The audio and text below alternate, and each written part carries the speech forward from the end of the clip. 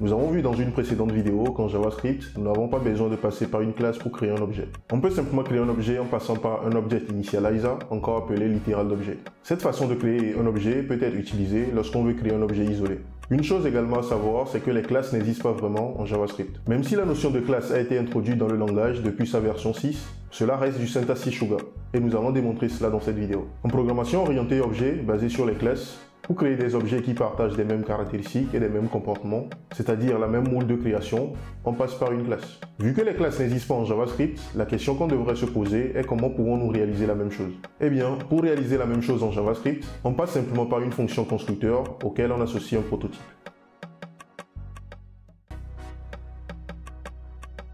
Nous allons commencer par démontrer qu'en JavaScript, les classes ne sont rien d'autre que des fonctions. Pour cela, nous allons utiliser le code suivant.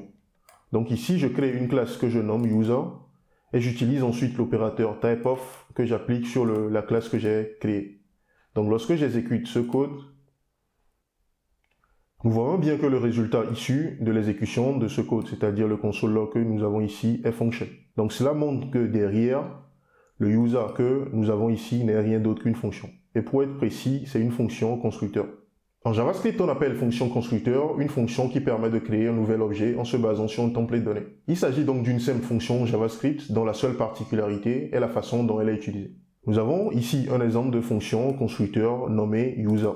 Pour créer un nouvel objet à partir d'une fonction constructeur, il suffit de faire précéder le nom de la fonction constructeur par le mot-clé new. Comme nous le verrons par la suite, ce mot-clé a une signification particulière pour le moteur JavaScript. Donc si nous voulons utiliser notre fonction ici, constructeur user, pour créer un nouvel objet. User par exemple, nous pouvons faire ceci. Donc on va faire créer une nouvelle variable qu'on va nommer user1 par exemple. Donc il nous suffit ici de faire new user comme ça. Vu que c'est une fonction, il nous faut passer les paramètres qui seront utilisés pour créer le nouvel objet. Donc ici on voit que notre fonction constructeur prend deux paramètres. Un premier paramètre qui représente le nom de l'utilisateur et un second paramètre qui représente l'âge de l'utilisateur. Donc ici, nous pouvons mettre comme exemple de nom, nous pouvons mettre ici Toto et nous pouvons mettre l'âge par exemple avant. Donc en procédant ainsi, on indique au moteur JavaScript que nous voulons créer un nouvel objet user dont le nom sera Toto et dont l'âge sera 20. Et cela en utilisant la fonction constructeur que nous avons ici. Le corps d'une fonction constructeur contient le mot-clé 10 qui fait référence au nouvel objet qui est en train d'être créé. Donc si on se réfère au code que nous avons ici, ça veut dire que pour un nouvel objet créé à partir de cette fonction constructeur, le nouvel objet aura une propriété name dont la valeur sera égale à au premier paramètre passé à la fonction lors de l'utilisation de la fonction constructeur. Une propriété âge qui va correspondre au deuxième paramètre passé à la fonction lors de la création de l'objet. Et cet objet aura également une fonction getDescription qui lui sera rattachée. Donc cela veut dire également que lors de l'appel de cette fonction, nous allons afficher name ici, suivi de la valeur correspondant à la propriété name qui a été renseignée ici, suivi de ce test, suivi du nom qui a été renseigné là. Donc ici c'est une erreur, donc il s'agit de âge au lieu de name. Nous pourrons donc dire ici que la fonction constructeur ici fait office de factory pour la création d'un nouvel objet. Je vais ensuite ajouter ici une instruction d'affichage du nouvel objet créé, donc user1 dans notre cas. Donc si j'exécute ce code, donc on voit que nous avons un nouvel objet de type user qui est créé et que ce nouvel objet dispose d'une propriété name qui correspond à la valeur Toto et d'une propriété âge qui correspond à 20 et d'une propriété getDescription qui représente ici une méthode. Donc cela fait référence à une fonction qui est marquée ici en F pour la simplification. Donc il s'agit de la fonction que nous avons ici. Donc si nous procédons à une modification du code, supposons que nous voulons faire appel à la méthode de getDescription. Donc si je fais user.getDescription et que je réexécute de nouveau le code, donc je vois que j'ai le résultat ici qui m'est affiché, le test ici qui m'est affiché en remplaçant les valeurs correspondant aux propriétés qui sont renseignées ici. Donc le 10, nous avons vu tout à l'heure que le 10 fait référence au nouvel objet, c'est-à-dire le nouvel objet qui est créé ici. Donc pour ce nouvel objet, la valeur 10.name va correspondre à la valeur qui a été renseignée ici, Toto. Et le 10.age va correspondre à la valeur qui est renseignée ici. Donc ce qui explique le test que nous avons là.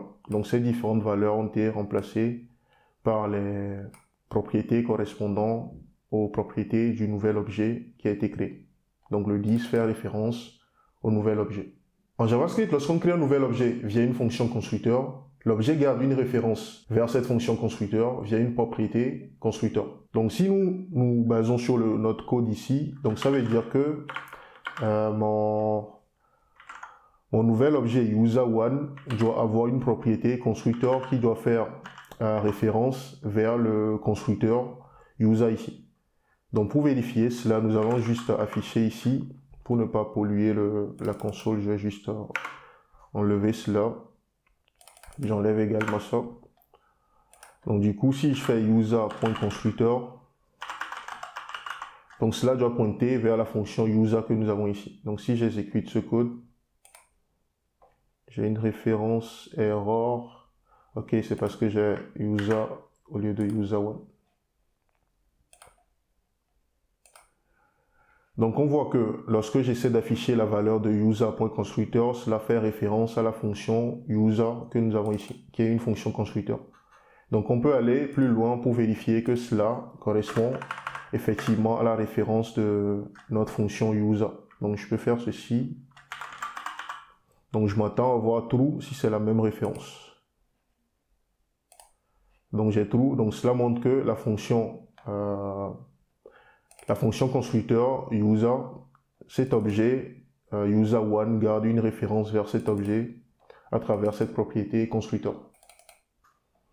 Donc nous pourrons faire un second exemple. Donc supposons que nous mettons en commentaire cette partie. Dans le cas des objets simples, supposons qu'on fasse ceci, on crée un nouvel objet en utilisant le littéral d'objet. Donc je fais ceci. Un objet qui a une propriété test par exemple qui a la valeur hello. Donc si je fais la même chose, donc je m'attends à ce que la fonction constructeur, dans ce cas, soit la fonction object. Donc du coup, si je fais object comme ça, point constructeur, je m'attends à ce que le retour soit une fonction. Et dans le cas des objets créés à partir de littéral d'objet, ces objets pointent, leur propriété constructeur pointe vers le object. La fonction object. Donc ici, on voit que cela pointe vraiment vers une fonction qui est object dans notre cas. Donc cela veut dire que faire ceci, faire test, écrire object égale à test en utilisant le object initializer, comme ça revient à faire ceci. Donc c'est ce que cela veut dire. Donc cela revient à faire en quelque sorte ça et à lui passer les propriétés que nous voulons. Donc on peut mettre les propriétés ici. Donc c'est comme si écrire ceci revenait à faire ça. Vu que object ici représente la fonction constructeur dans le cas des objets littéraux. En JavaScript, pour vérifier si une fonction est le constructeur d'un objet, on utilise l'opérateur instance of. Donc si je souhaite vérifier par exemple que mon objet user1 ici est créé à partir du constructeur, de la fonction constructeur user, je peux utiliser l'opérateur instance of. Donc je peux faire simplement ceci, je peux faire ça. Donc je vais afficher ici user1, donc je fais user1, donc j'utilise l'opérateur instance of. Donc la valeur à gauche de cet opérateur représente l'objet dont nous voulons vérifier le constructeur. Et la valeur se trouvant à droite de cet opérateur représente pour nous la fonction qui sert de constructeur. Donc dans ce cas, je vais faire ceci. Donc je vais juste afficher cela. Donc si vraiment cet objet a pour constructeur, fonction constructeur user, donc je m'attends à avoir true dans ma console. Donc j'exécute ce code. Donc j'ai true. Donc si je vérifie par contre si je peux faire également ceci. Pour le cas du object, donc je peux faire object, nous allons vérifier si object est instance de user ou pas. Donc ici, je m'attends à avoir false parce que cet objet n'a pas été créé à partir de ce constructeur. Je mets en commentaire cette partie. Donc j'ai false parce que cet objet n'est pas créé à partir de ce constructeur. Donc nous avons vu tout à l'heure que le constructeur des littérales d'objet est object, est la fonction object. Donc on s'attend ici à avoir true après l'exécution de ce code parce que ces objets ont été créés à partir de cette fonction constructeur. Donc si j'exécute le code ici, je m'attends à avoir true. Dans cette même perspective, lorsque nous créons par exemple, supposons que j'enlève tout ça. Lorsque nous créons par exemple un tableau ici, donc sur le tableau, on s'attend à ce que ce tableau soit une instance de array comme ça. Donc je vais copier, coller cela, ou je l'exécute d'abord. Donc on voit que j'ai le résultat true. Donc pareil, lorsque je prends par exemple, je crée une nouvelle date en utilisant l'opérateur, le mot-clé new, donc supposons que je crée une nouvelle date comme ça, qui va correspondre à l'heure, à la date et à l'heure actuelle. Donc on s'attend à ce que cette date soit également instance de la fonction constructeur date ici. Donc pareil, cela nous donne true. Donc vu qu'en programmation orientée objet, la notion d'héritage fait que lorsque une classe est par exemple une classe fille d'une classe donnée, la relation d'héritage fait que un objet créé à partir d'une classe fille d'une classe donnée est automatiquement instance de la classe parent également. C'est-à-dire que en programmation orientée objet, si j'ai un objet A, j'ai une classe A qui est une classe fille d'une classe B par exemple. Lorsque je crée un nouvel objet A par exemple qui est instance de la classe A comme ça, cela veut dire que cet objet A est en même temps instance de la classe B. Donc cette relation est également vérifiée lorsqu'on utilise les fonctions constructeurs. Donc pour démontrer cela, lorsque je prends par exemple un objet, supposons que je prenne par exemple une date ici. Donc on sait que les dates, comme nous le verrons par la suite, tous les objets en JavaScript partent tous ou ont tous un parent ou un constructeur commun qui est object. C'est-à-dire que la date ici représente pour nous un objet. Donc ce qui fait que si je fais ceci, donc j'aurai la réponse, le résultat qui sera égal à true, parce que cette fonction constructeur est une fonction constructeur qui dérive de la fonction constructeur object. Donc on peut dire en quelque sorte que cette fonction constructeur est une fonction constructeur fille de la fonction constructeur object. Donc ce qui fait que lorsqu'on utilise l'opérateur instance of pour un nouvel objet créé en utilisant cette fonction constructeur, elle est en même temps instance de la fonction constructeur qui sert de parent dans ce cas.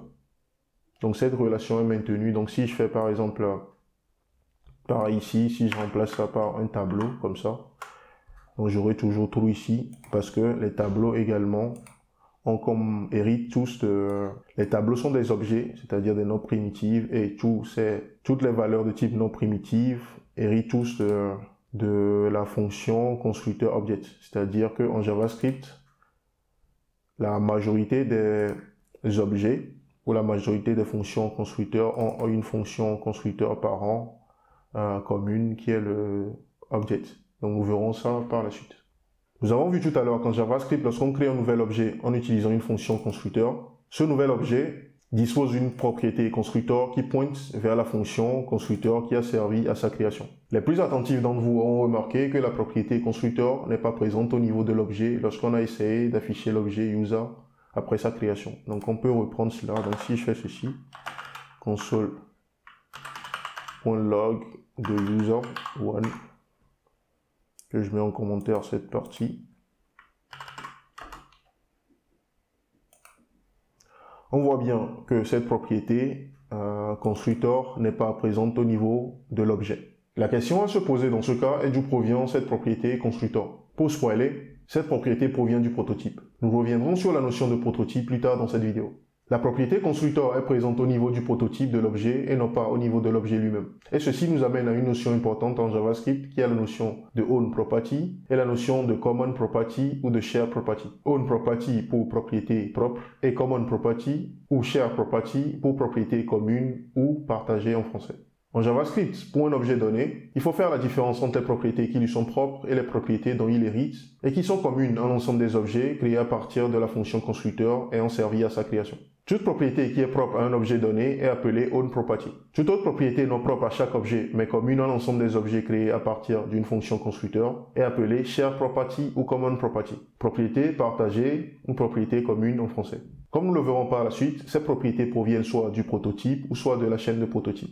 Nous aborderons la notion de chaîne de prototype quand nous parlerons des prototypes. Pour récupérer la liste des propriétés propres d'un objet, on utilise la méthode statique getOwnPropertyNames. Cette méthode prend comme paramètre le nom de l'objet ou la référence de l'objet dont nous voulons récupérer les propriétés propres.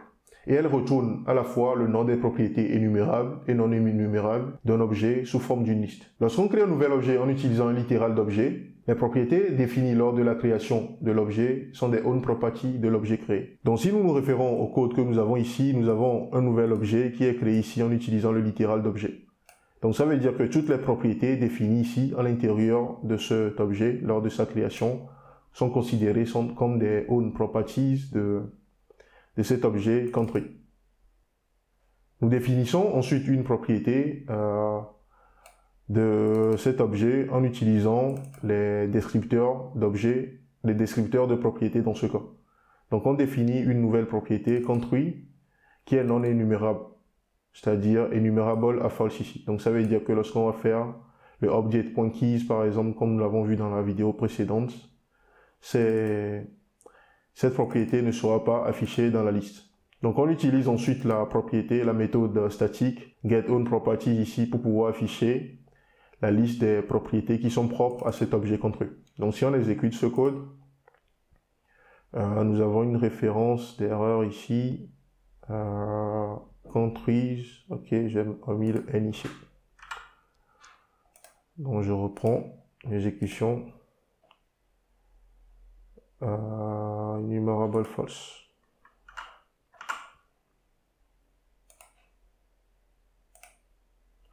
Donc là, j'ai la liste des propriétés propres à mon objet construit que j'ai créé ici. Donc on voit que j'ai à la fois dans cette liste les propriétés qui sont définies ici, c'est-à-dire continents, code et getShotName. Et en plus là, nous avons la propriété non énumérable que nous avons définie ici également en utilisant les descripteurs de propriétés. Donc cette propriété, cette méthode nous permet de lister à la fois les propriétés propres qui sont énumérables et non énumérables d'un objet donné. En plus de pouvoir récupérer les propriétés propres d'un objet, le JavaScript nous permet également de savoir ou de vérifier si une propriété donnée est own property d'un objet donné. Donc pour cela, on utilise la méthode hasOwnProperty. Donc supposons que nous voulons vérifier que notre objet country ici, country, possède la propriété continent comme étant sa propriété propre. Donc pour vérifier cela, le JavaScript nous offre le hasOwnProperty comme ça, hasOwnProperty, la méthode hasOwnProperty qui est définie sur les objets et qui nous permet de vérifier si une propriété donnée est une propriété propre d'un objet ou pas. Donc ici, il faut noter que cette méthode est disponible directement sur l'objet que nous sommes en train de manipuler, contrairement au getOwnProperty qui est une propriété statique provenant de object. Donc ici, je fais juste un console log là. J'exécute le code. Donc là, on me dit que la propriété country n'est pas une propriété propre de country ici. Pourquoi? Parce que j'ai passé une mauvaise propriété qui n'a rien à voir avec l'objet que j'ai ici. Donc si je passe par exemple continent ici, et que je vérifie, donc on me dit que cette propriété est une propriété propre à country ici parce qu'elle a été explicitement définie là. Donc si on utilise également notre propriété non énumérable ici, et qu'on vérifie si cette propriété est également une propriété propre de notre objet country, on voit que la réponse est également true. Donc nous pouvons utiliser cela par exemple pour vérifier que la propriété constructeur que nous avons vue tout à l'heure, malgré que sur les objets nous avons une propriété constructeur comme ça, cette propriété n'est pas vraiment définie au niveau de l'objet lui-même, mais au niveau de son prototype.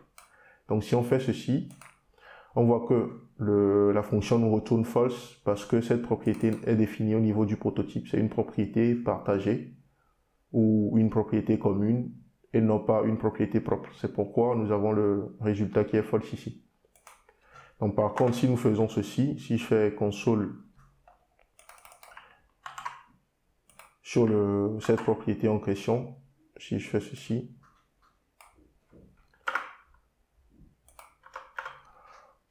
et que j'exécute le code, on voit que la propriété est quand même présente et c'est sa valeur qui nous est retournée ici. Donc c'est une propriété qui est présente sur l'objet, mais c'est pas une propriété qui lui est propre, parce que l'objet hérite de cela à partir de son prototype. Si nous revenons maintenant à notre question initiale, à savoir d'où proviennent les propriétés partagées comme constructeur et has own property, la réponse était qu'elles proviennent du prototype. Alors la deuxième question à se poser maintenant, c'est quoi le prototype d'un objet? En JavaScript, le prototype d'un objet est un simple objet JavaScript associé à une fonction constructeur et qui permet de définir un ensemble de propriétés, c'est-à-dire de caractéristiques et de comportements qui sont communes à un ensemble d'objets. C'est-à-dire que ces propriétés partagées ou propriétés communes seront héritées par tout objet créé à partir de cette fonction constructeur. Ce qu'il faut retenir ici, c'est que l'héritage en JavaScript passe par une relation de prototype entre objets. Une instance d'objet hérite donc de toutes les propriétés de son objet prototype. Pour un objet donné, son prototype lui est généralement rattaché lors de sa création, mais cela peut être modifié plus tard. Il faut noter qu'en JavaScript, tout objet peut avoir un autre objet comme prototype. Si nous avons par exemple deux objets A et B, et que l'objet A est considéré comme prototype de l'objet B, alors l'objet B hérite de toutes les propriétés de l'objet A.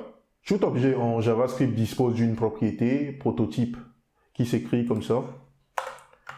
Donc nous avons une propriété prototype comme ça dont dispose tout objet en JavaScript. Et cette propriété fait référence au prototype de l'objet que nous sommes en train de manipuler. Donc pour récupérer le prototype d'un objet, on utilise la méthode statique getPrototypeOf. Donc si je procède ici à l'exécution de ce code que nous avons là, je vais juste mettre en commentaire cette partie parce que nous n'avons pas besoin de cela. Supposons que nous affichons ici notre objet qui est référencé ici par object. Donc si j'ouvre ceci, les détails de cet objet, on voit que nous avons une propriété supplémentaire ici qui est prototype. Donc c'est une propriété que le navigateur nous affiche pour nous donner plus de détails. Donc si nous affichons par exemple cet objet dans un environnement serveur par exemple, on n'aura pas cette présentation. Donc c'est parce que nous sommes en train d'utiliser l'outil de développement de notre navigateur que nous avons cette propriété supplémentaire qui nous est affichée par le navigateur pour nous donner plus de détails sur notre objet que nous sommes en train de manipuler. Donc il faut noter que cette propriété prototype comme ça n'est pas accessible directement, mais elle sert à des explications. Donc pour récupérer cette propriété, on utilise la méthode statique getPrototypeOf. Donc supposons que nous voulons récupérer cette propriété, donc on va utiliser la méthode statique prototypeOf. Donc il suffit de faire ceci. Donc c'est une méthode statique présente sur object, donc je fais object.prototype getPrototypeOf. PrototypeOf. Comme ça, et je lui passe en paramètre le nom ou la référence de l'objet dont je veux récupérer le prototype. Donc si je fais ceci, je vais réexécuter ça. Donc j'ai ici le prototype de cet objet qui m'est affiché dans la console. Donc si on regarde ici le prototype, cela correspond à la valeur que nous avons ici. Donc cela fait référence à cette valeur. Donc cela pointe sur le même objet. Donc il s'agit ici, comme on le voit, d'un objet JavaScript qui contient certaines propriétés qui sont héritées qui sont des propriétés qui sont communes à tous les objets créés à partir de la fonction constructor-object. Donc pour récupérer cette propriété, on utilise le getPrototypeOf, comme ça. Donc il faut noter qu'il existe également sur certains navigateurs, mais je crois que c'est devenu un standard depuis un moment, de pouvoir récupérer également le prototype d'un objet en utilisant l'attribut proto. Donc il s'agit de cet attribut. Donc je peux faire ici object comme ça, point underscore proto comme ça. Donc cette propriété fait également référence au prototype de l'objet en question. Donc on voit que ceci correspond à ça. Donc pour vérifier ça, il suffit de comparer les références. Donc si je fais ceci, je peux simplement faire ceci égal. Donc je dis que ça correspond à ceci. Pour vérifier que c'est les mêmes valeurs qui sont retournées par l'appel de cette fonction ou le fait d'utiliser directement la propriété proto. Donc si je fais ça, j'ai la valeur true parce que cette propriété pointe sur la valeur retournée par getPrototypeOf. Donc il est quand même recommandé d'utiliser la méthode statique prototype getPrototypeOf pour pouvoir récupérer le prototype d'un objet. Donc si je reprends de nouveau l'affichage du prototype de l'objet object, donc je reprends simplement l'affichage de l'objet. Donc je disais tout à l'heure qu'il y a une propriété proto comme ça, prototype, qui est présent sur des objets JavaScript. Donc sur la majorité des objets JavaScript, nous verrons qu'il y a une exception à cette règle. Mais si nous prenons la majorité des objets JavaScript, ces objets ont toujours cette propriété prototype. Donc comme je l'ai dit, le prototype avec les doubles crochets fait référence au prototype de l'objet, mais c'est pas une propriété qui est accessible directement comme ça. Donc je peux pas écrire directement object.prototype comme ça, ou object crochet prototype pour récupérer cette valeur. Donc si je souhaite récupérer le prototype, soit je passe par la propriété proto, ou soit j'utilise la méthode statique getPrototypeOf. Il faut noter qu'en JavaScript, le prototype d'un objet peut être soit associé à sa fonction constructeur, soit défini lors de sa création en utilisant la méthode statique create, soit plus tard, après la création de l'objet en utilisant la méthode statique setPrototypeOf. Nous allons donc voir à quoi ressemblent dans la pratique ces trois façons de définir le prototype d'un objet. Nous avons ici un exemple de code qui définit le prototype d'un objet au niveau de sa fonction constructeur. Nous avons donc dans un premier temps la fonction constructeur user ici qui nous permet de renseigner les propriétés qui sont propres à tout objet créé à partir de cette fonction constructeur. Nous avons ensuite la propriété prototype de la fonction constructeur qui permet de définir l'ensemble des propriétés qui seront communes à l'ensemble des objets qui seront créés à partir de ce constructeur. Donc ici, sur cette propriété prototype, on ajoute un attribut getName qui représente ici une méthode. Donc ça veut dire que tous les objets qui seront créés par la suite en utilisant ce constructeur auront cette propriété getName qui représente une méthode qui retourne le nom de l'utilisateur. Nous avons ici une représentation qui permet d'expliquer la relation de prototype ou ce qu'on appelle la chaîne de prototype du code que nous avons ici. Donc ce code que nous avons écrit peut se traduire par ce diagramme que nous avons ici. Donc si nous regardons, que nous procédons à l'analyse du diagramme, nous avons d'abord un objet user1 ici qui a trois propriétés. Nous avons une propriété name qui représente la valeur Toto ici, une propriété âge qui a la valeur 20, et nous avons ensuite la propriété proto que nous avons vue qui fait référence au prototype de l'objet en question. Donc on voit ici que cette propriété pointe sur le prototype user prototype. Donc ce user prototype, c'est à son niveau qu'on définit toutes les propriétés qui seront communes à l'ensemble des objets créés à partir de user, de la fonction constructeur user. Donc on voit qu'au niveau de ce prototype, nous avons une propriété constructeur qui pointe, comme nous l'avons vu précédemment, vers la fonction constructeur qui a servi à la création de l'objet user ici. Ce qui est important à retenir ici, c'est que le prototype associé à une fonction constructeur, comme nous l'avons ici, sert à définir l'ensemble des propriétés qui seront communes à l'ensemble des objets qui seront créés à partir de cette fonction constructeur. Donc le prototype défini ici n'est pas le prototype de notre fonction constructeur user, mais cela servira plutôt comme prototype pour les objets qui seront créés à partir de cette fonction constructeur. Donc c'est une notion importante à savoir et il faut faire la différence entre ces deux prototypes. Donc le prototype de la fonction user n'a rien à voir avec le prototype des objets qui seront créés en utilisant cette fonction constructeur. Donc c'est seulement les objets qui seront créés en utilisant cette fonction constructeur qui vont utiliser le prototype associé à cette fonction constructeur comme prototype. Donc cela veut dire que notre objet user1 ici aura à utiliser ce prototype, pour ses propriétés partagées. Donc ce prototype lui sera associé lors de sa création. Ce prototype lui-même dispose d'un prototype qui pointe vers object.prototype. Donc c'est ce que je disais tout à l'heure, que il y a une différence entre le prototype des objets qui seront créés à partir de cette fonction constructeur et le prototype de la fonction constructeur par exemple. Donc il y a une différence entre ces différents éléments. Vu que le user prototype est lui-même un objet, c'est ce qui explique le fait que son prototype pointe vers object.prototype. Donc nous verrons plus de détails par la suite sur l'object.prototype, pourquoi son proto est ici égal à nul. J'ai donc repris ici le code de tout à l'heure qui permettait d'associer à une fonction constructeur un prototype donné. Donc nous allons réaliser quelques tests ici pour voir que le prototype est vraiment défini et que le prototype a les méthodes que nous avons définies ici. Donc ici, si je procède à l'exécution de ce code, avant l'exécution du code, je vais juste ajouter quelques lignes de code supplémentaires pour réaliser des tests. Donc ici, je fais ceci.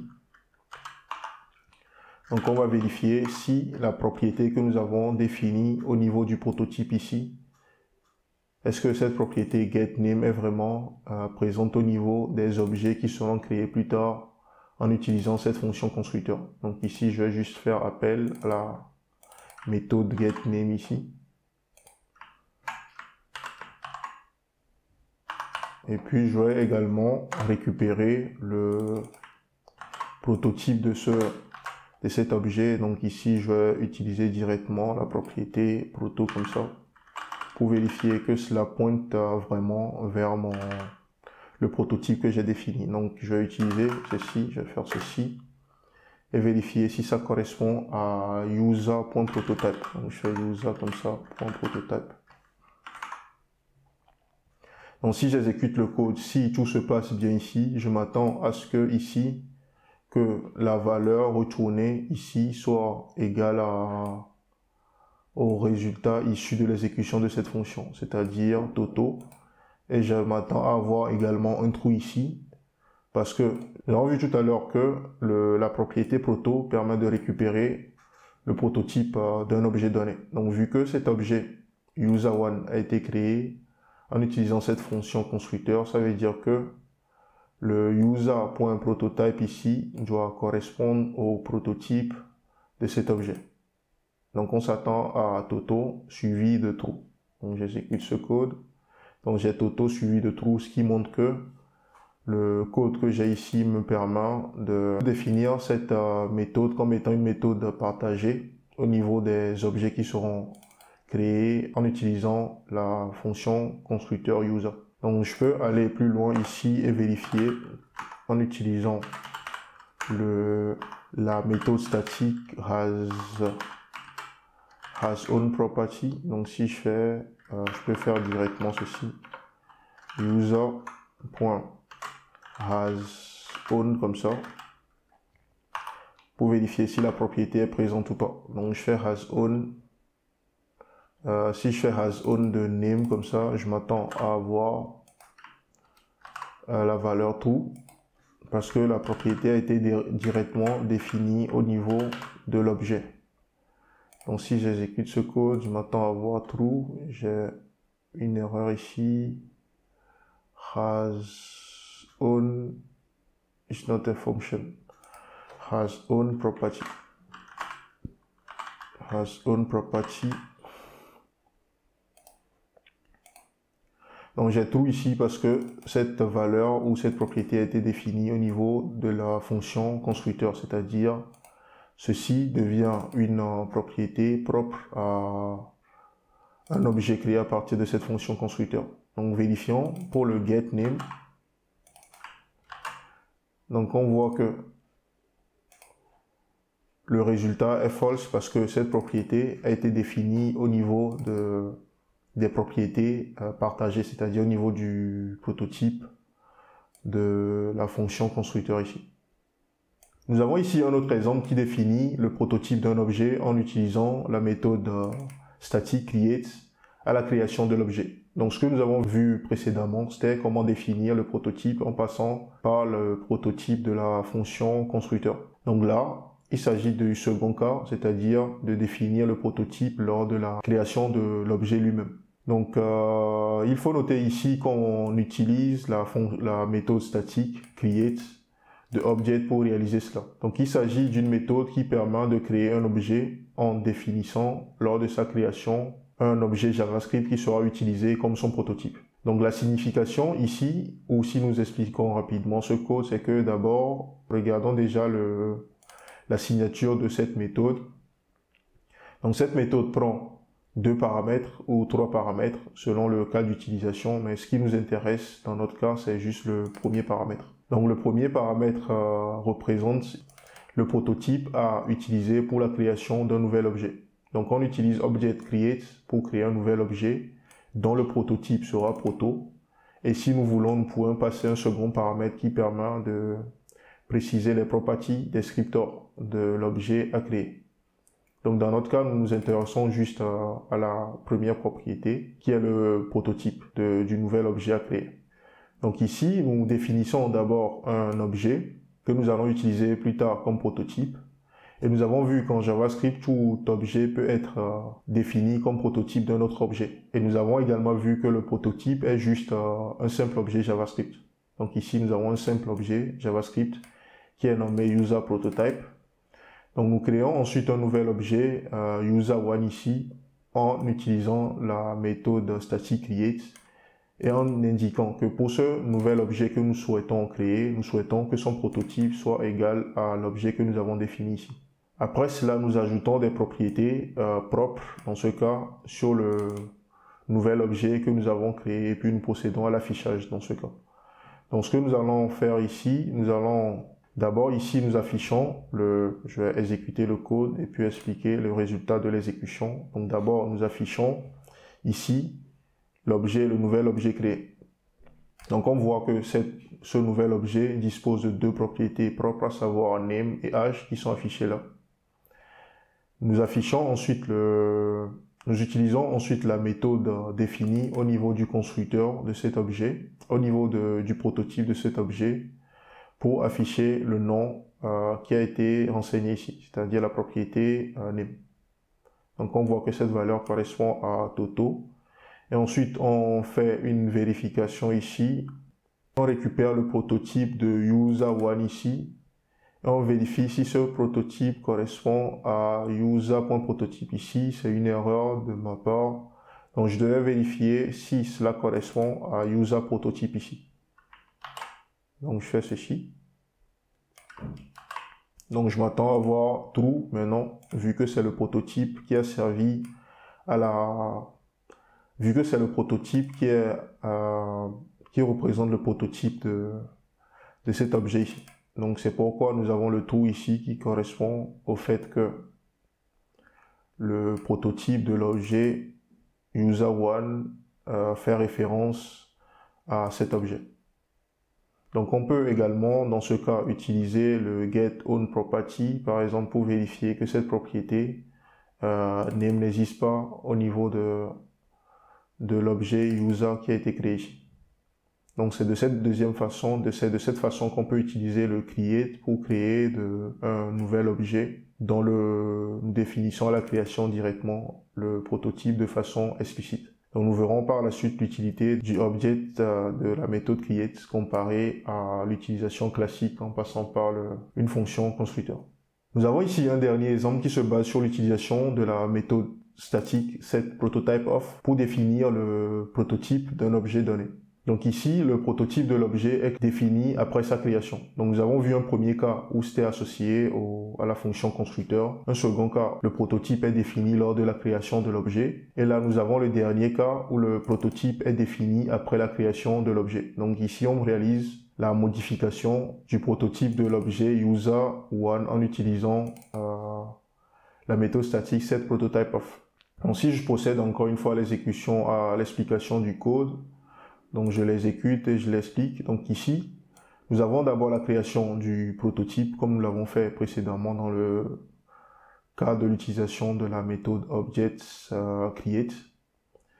Donc on crée ensuite un nouvel objet ici. Donc ça veut dire que si nous affichons ici le prototype de cet objet, donc cela va correspondre à object.prototype dans ce cas. Parce que l'objet a été créé en utilisant un littéral d'objet. Donc par défaut c'est ça. Donc on peut même vérifier cela. Donc il me suffit de faire ceci. Console log ici. Et de faire user1. User1, donc je fais ici user1 point underscore proto doit correspondre à object.prototype. Donc je réexécute le code. Donc je m'attends à avoir un trou au début.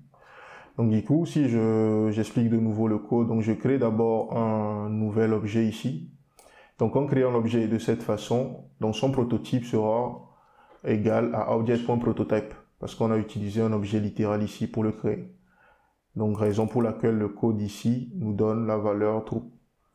On affiche ensuite l'objet créé, donc il s'agit de cet objet. Ensuite, on modifie le prototype de cet objet en utilisant le setPrototypeOf.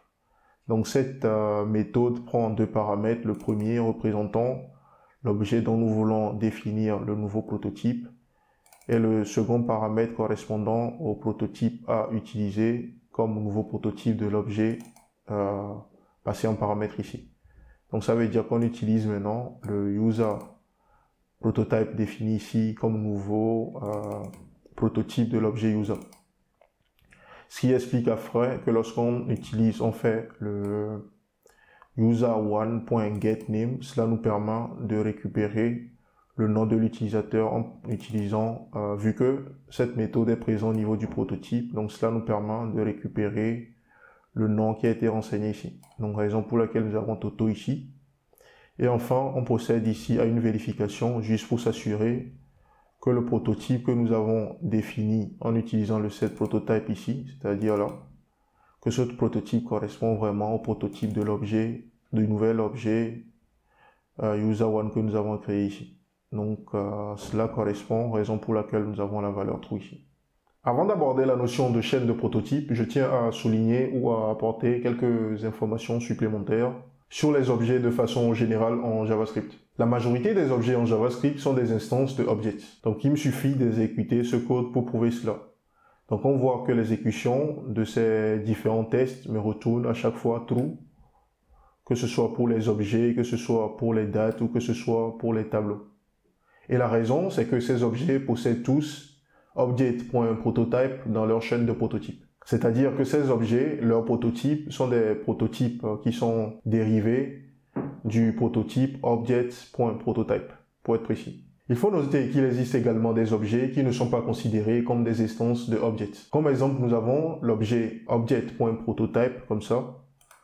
Donc si je prends object.prototype, object.prototype, donc cet objet, par exemple, n'est pas instance de object. La raison pour laquelle cet objet n'est pas considéré comme instance de object, c'est parce que cet objet ne possède pas de prototype. Donc il me suffit d'afficher ici, je peux supprimer ce code. Donc il me suffit ici d'afficher object.prototype.proto. Donc si je fais ceci, donc nous avons vu que cette propriété me permet d'afficher le prototype d'un objet donné. Donc vu que nous voulons afficher le prototype de object.proto, il me suffit de faire ça.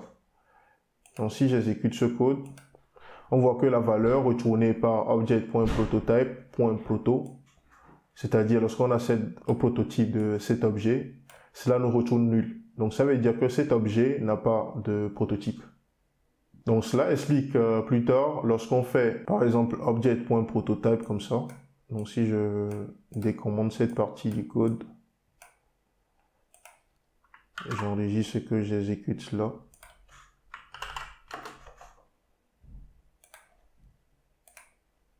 Donc c'est ce qui explique le fait que object.prototype n'est pas instance de object comme ça.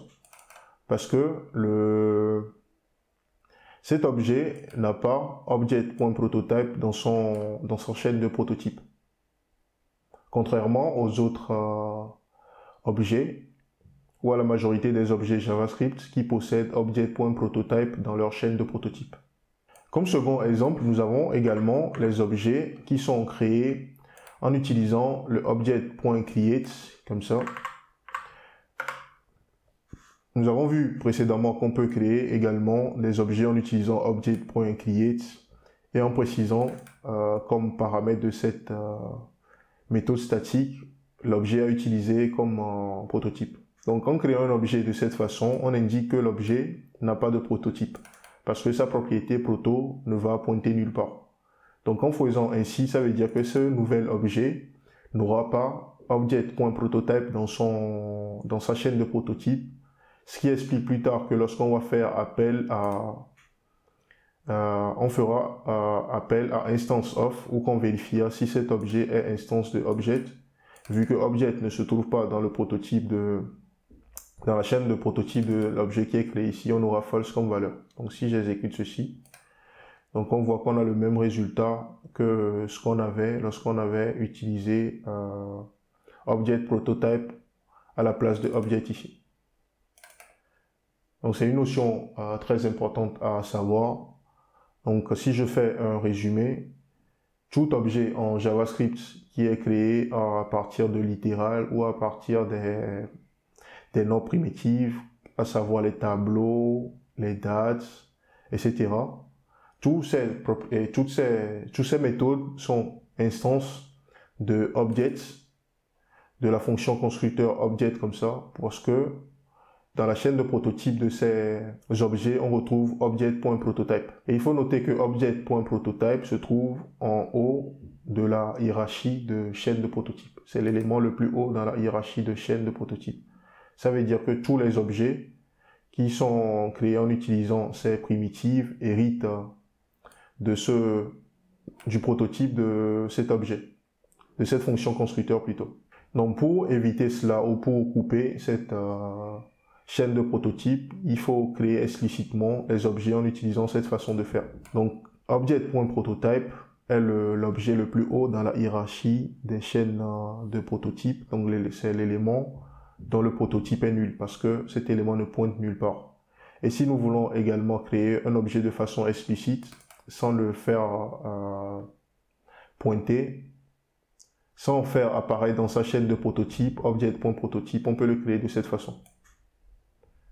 Donc si on n'utilise pas cette façon et qu'on crée la chaîne et qu'on crée l'objet en utilisant une façon de faire comme ça par exemple, vu que cet objet ici est un objet littéral, ça veut dire que cet objet aura object.prototype dans sa chaîne de prototype et d'emblée l'objet créé ici sera instance de object. Donc il suffit de réexécuter ce code pour constater cela. Donc on voit que maintenant nous avons cela qui est égal à true parce que l'objet qui est créé ici a été créé à partir de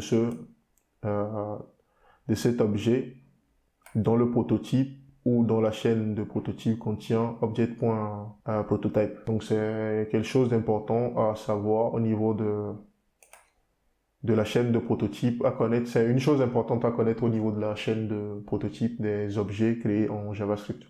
Comme nous venons de le voir, tout objet en JavaScript dispose d'un prototype. Et fait exception à cette règle, les objets créés en utilisant la méthode statique object.create auquel on passe la valeur nulle et l'objet de base object.prototype qui se trouve au plus haut de la hiérarchie dans la chaîne de prototype et dont le prototype est également nul. À chaque fois qu'on lie un objet à un autre via une connexion par prototype, on fait pointer le prototype d'un objet vers le prototype d'un autre objet. Et en procédant ainsi, on crée ce qu'on appelle une chaîne de prototype. Lorsqu'on essaie d'accéder à la propriété d'un objet, la propriété est d'abord recherchée au sein de l'objet lui-même. Si elle est trouvée, alors la recherche s'arrête. Si la propriété n'est pas trouvée au niveau de l'objet lui-même, alors la propriété sera cherchée au niveau de son prototype, c'est-à-dire au niveau de sa propriété underscore proto underscore. Si la propriété n'est pas trouvée au niveau du prototype de l'objet, alors la recherche continue au niveau du prototype de l'objet. Et si la propriété n'est pas trouvée au niveau du prototype de l'objet, alors le processus continue ainsi jusqu'à ce que la propriété soit trouvée, ou jusqu'à ce que l'accès à l'objet représentant le prototype retourne nul. En procédant ainsi, on dit qu'on remonte la chaîne de prototype de l'objet. Et lorsque le processus se termine, on dit qu'on est arrivé à la fin de la chaîne de prototype qui est représentée par l'objet object.prototype que nous avons vu précédemment. La chaîne de prototype, appelée prototype chain, est un mécanisme qui permet aux objets d'hériter des propriétés et méthodes de leur prototype. Dans la chaîne de prototype, le prototype d'un objet est donc considéré comme son parent duquel il peut hériter. Le prototype le plus haut dans la chaîne de prototype, et dont presque tous les objets JavaScript sont descendants ou liés, est le object.prototype. Si nous nous référons au code que nous avons ici, nous avons deux objets. Un premier représentant un animal qui dispose d'une propriété sound, et nous avons ici un second objet représentant un chien et qui dispose d'une propriété breed. Par la suite, on lie ces deux objets par une relation de prototype en utilisant la méthode setPrototypeOf. Donc en utilisant cette méthode, on définit le prototype de notre objet chien pour que son nouveau prototype soit égal à animal. C'est-à-dire que son nouveau prototype, lorsqu'on va essayer d'accéder à sa propriété prototype, cela va pointer vers l'objet animal que nous avons ici.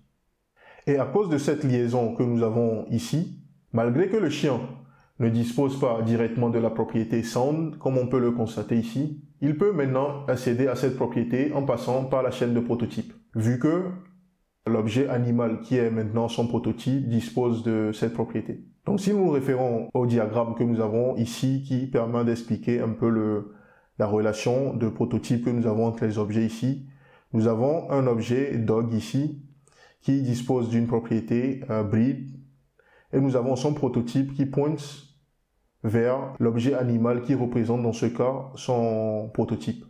Donc ça veut dire que lorsqu'on va chercher une propriété au niveau de dog, la propriété sera d'abord cherchée ici. Et si la propriété n'est pas trouvée au niveau de l'objet lui-même, la propriété sera cherchée au niveau de son prototype. Nous allons remonter dans ce cas la chaîne de prototype à partir d'ici. Donc vu que cette propriété proto pointe vers cet objet qui représente dans ce cas le prototype de dog ici, ça veut dire que la propriété sera cherchée au niveau de ce prototype. Et si la propriété n'est pas retrouvée, le processus va continuer jusqu'à ce que la propriété proto nous retourne nul. Ça veut dire qu'on est arrivé à la fin, dans ce cas, de la chaîne de prototype. Donc dans notre cas, vu que la propriété sound n'existe pas au niveau de dog, la propriété sera cherchée au niveau du prototype de dog, qui est dans ce cas animal. Et là, on trouve la propriété au niveau du prototype. Mais si la propriété n'était pas retrouvée au niveau de ce prototype, ça veut dire qu'on va de nouveau chercher au niveau du prototype de l'objet ici. Donc le prototype de l'objet, c'est ça. Et le prototype du prototype de dog, c'est ça. Donc ça veut dire que si c'est que la propriété n'était pas retrouvée ici, on l'aurait cherché ici en remontant encore une fois la chaîne de prototype. Donc c'est cette relation entre les différents prototypes. Donc on voit que ce prototype pointe vers un objet qui représente son prototype, et à partir de ce prototype également, cela pointe vers un autre objet qui représente également son prototype. Donc c'est cette relation entre ces différents prototypes qu'on appelle la chaîne de prototypes. C'est ce qui crée ce qu'on appelle la chaîne de prototypes, parce que si on voit ici, cela ressemble en quelque sorte à une chaîne, et c'est pourquoi on l'appelle chaîne de prototypes. La chaîne de prototypes permet ainsi la réutilisation de code, car les objets peuvent hériter des propriétés et des méthodes de leur prototype, ce qui réduit la redondance et permet une approche plus efficace et organisée de la programmation orientée objet en JavaScript. Lorsqu'on découvre pour la première fois les prototypes, on peut se demander pourquoi on ne déclare pas directement les méthodes au niveau de la fonction constructeur, comme on le fait pour les attributs. C'est-à-dire que, généralement, pour la création des méthodes, au lieu d'écrire la déclaration de la méthode directement ici dans le constructeur, généralement on fait ceci, on le déplace plutôt et on réalise ça, on fait plutôt ça. c'est-à-dire qu'on rattache plutôt la méthode au constructeur au lieu de le déclarer directement ici. Donc lorsqu'on découvre les prototypes pour la première fois, on peut se demander pourquoi on ne fait pas simplement ceci, comme on le fait pour les attributs. Donc je vais essayer de répondre à cette question dans cette partie. Je vais donc essayer d'expliquer la motivation derrière cette façon de procéder. Au début de cette vidéo, nous avons vu que toutes les propriétés définies au niveau d'une fonction constructeur sont propres aux objets qui seront créés ultérieurement en utilisant la fonction constructeur. Donc dans notre cas, ça veut dire que les propriétés name, age et getName seront propres aux objets qui seront créés en utilisant cette fonction constructeur. Cela veut dire que pour chacune de ces propriétés définies ici, une copie est créée pour chaque nouvel objet créé à partir de cette fonction constructeur. Ainsi, la modification d'une de ces propriétés pour un objet donné n'affecte que cet objet. L'implication de cela, c'est que si nous avons par exemple 10 méthodes qui sont définies au niveau de la fonction constructeur et que nous créons 5 objets, cela veut dire que des copies de ces 10 méthodes seront recréées 5 fois, une fois pour chaque nouvel objet à créer. Et cela même si ces 10 méthodes sont identiques au niveau de leur signature et de leur implémentation. Ceci constitue donc une duplication de la même entité en mémoire, donc une perte de ressources. Une autre implication de cela, c'est que si nous souhaitons par exemple modifier une propriété commune durant l'exécution du programme par exemple, il va falloir reparcourir tous les objets existants pour les appliquer cette modification. Pour résoudre ces différents problèmes, on peut simplement créer ces 10 méthodes une seule fois et utiliser leurs références en mémoire pour les appeler le nombre de fois qu'on veut. Dans notre cas, 5 fois. Procéder ainsi nous permettra donc d'optimiser l'utilisation de la mémoire, c'est-à-dire des ressources. Un autre avantage de cette façon de procéder est le fait d'avoir un seul endroit, c'est-à-dire le prototype, pour réaliser la modification des propriétés communes. Si nous modifions une propriété du prototype, cela se reflétera automatiquement au niveau de tous les objets qui référencent ce prototype, sans devoir à reparcourir ces objets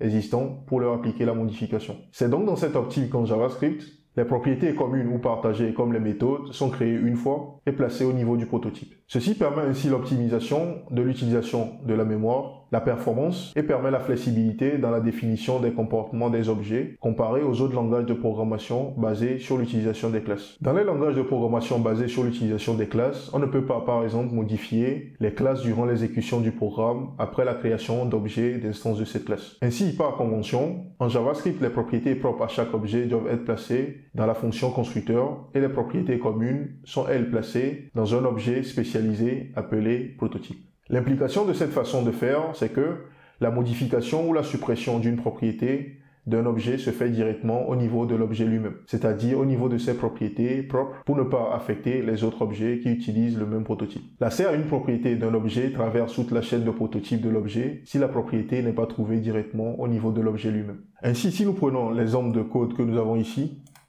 nous créons dans un premier temps un objet qui va servir de prototype à la création de nouveaux objets ultérieurement. Donc ce prototype est utilisé plus tard pour créer deux nouveaux objets, objet 1 et objet 2 ici. Donc plus tard, lorsque nous vérifions la valeur de l'attribut name de l'objet 1 ici, on voit que cette valeur correspond à common, ce qui est affiché ici, et que cette propriété, vu qu'elle est définie au niveau du prototype, n'apparaît pas comme propriété propre à l'objet 1 ici. Donc ce qui explique le false ici. Donc pareil pour l'objet 2 également ici. Après cet affichage qui sert juste à s'assurer que les propriétés sont bien définies au niveau du prototype, on procède après à la modification de ces propriétés. Donc ici, on procède à la modification de la propriété directement au niveau de l'objet object lui-même. Donc ici, ça veut dire que vu que cette propriété name n'existe pas directement au niveau de cet objet, elle sera créée et elle aura comme valeur object1. Donc malgré que cette propriété est également définie au niveau du prototype, elle ne sera pas affectée par cette modification parce que cette modification touche seulement les propriétés propres de object1 ici. Donc cela veut dire que c'est seulement l'objet object1 qui sera impacté dans ce cas. Donc ce qui fait que lorsqu'on affiche plus tard la valeur de object2.name ici, la valeur qu'on aura sera toujours le common qui a été défini au niveau de son prototype. Donc ici, cela explique le fait que object1.name correspond à la nouvelle valeur qui est maintenant définie au niveau de l'objet lui-même et que objects2.name correspond à common qui est défini au niveau de son prototype. Donc cela nous montre que malgré que nous avons modifié cette valeur au niveau de l'objet lui-même, cela n'a pas impacté la valeur qui se trouve au niveau du prototype. Donc ceci explique le résultat que nous avons ici. Donc ici, nous procédons maintenant après à la suppression de cette propriété delete et la propriété name au niveau de l'objet one ici. Donc en procédant à cette suppression, ça veut dire que la propriété propre name qu'on avait ici ne sera plus là. Donc lorsqu'on va essayer d'accéder de nouveau à object.name ici, cela va faire la recherche au niveau de l'objet lui-même, mais vu que ça a été supprimé, ça ne sera pas trouvé. Donc il va chercher de nouveau la propriété au niveau de son prototype. Et là, cela va arriver là et va trouver la propriété qui va correspondre à common. Donc ce qui explique à la fin le object.name ici qui nous donne la valeur common. Donc c'est l'implication de ce choix au niveau du langage JavaScript, c'est-à-dire que les propriétés, lorsqu'on modifie la propriété d'un objet, c'est seulement l'objet lui-même qui est impacté. Et lorsqu'on modifie la propriété au niveau du prototype, c'est toutes les propriétés partagées des instances d'objets créés à partir de la fonction constructeur ou des objets qui utilisent ce prototype qui sont impactés. Nous avons ici un code qui nous permet de restructurer tout ce que nous avons vu dans les précédentes vidéos de cette série sur la programmation orientée objet en JavaScript. Et cela en prenant en compte maintenant nos connaissances sur les prototypes et la chaîne de prototypes. Donc ici, nous avons d'abord un objet que nous créons et qui va servir de prototype à d'autres objets plus tard. Donc on crée ce prototype et on définit une propriété name qui a la valeur common au niveau de ce prototype. Donc on utilise ensuite ce prototype pour créer un nouvel objet user et après la création, on définit des propriétés qui sont propres, c'est-à-dire des own properties sur le nouvel objet que nous avons créé. Donc ici, nous avons deux own properties, à savoir age qui est égal à 10 et le role qui est égal à guess. Donc on utilise également les descripteurs d'attributs pour définir une nouvelle propriété role sur cet objet toujours que nous avons créé. Et nous spécifions explicitement ici, grâce à l'utilisation des property descriptors, que nous ne voulons pas faire apparaître cette propriété role lorsque nous allons utiliser le for in ou le object keys sur l'objet là, que nous ne voulons pas faire apparaître cette propriété role dans la liste des propriétés. Donc nous avons ici différentes fonctions que nous avons vues jusque-là, ou des méthodes statiques ou des méthodes qui permettent de récupérer différentes informations sur l'objet ou de faire certaines vérifications. Donc le but de cette partie, c'est de revoir avec nos connaissances actuelles le fonctionnement interne de ces fonctions, ou la vraie logique derrière ces différentes fonctions. Donc je vais d'abord exécuter ce code et expliquer les résultats. Donc ici, dans un premier temps, on essaie de récupérer les propriétés de l'objet que nous avons créé. Donc ici, on utilise pour cela le get own property names. Donc on est censé retourner toutes les propriétés qui sont propres à cet objet, que ce soit des propriétés énumérables ou pas. Donc dans cette liste, on s'attend à avoir à la fois age et puis role. Donc malgré que la propriété a été définie ici comme non énumérable, vu qu'on utilise le get own property names, lui, il ne prend pas en compte les property descriptors. Donc ça veut dire que dans le résultat, on aura à la fois age et role. Donc ce qui explique le premier résultat que nous avons ici. Ensuite, on utilise le object.keys pour afficher seulement la liste des propriétés propres et énumérables pour cet objet. Donc pour la liste des propriétés de l'objet, on a age et role, mais vu que le role a été défini ici comme non énumérable, donc ça veut dire qu'il ne va pas apparaître dans le object.keys. Donc on aura juste age qui est le résultat obtenu ici. Donc si nous continuons, je peux enlever cette partie pour avoir plus d'espace.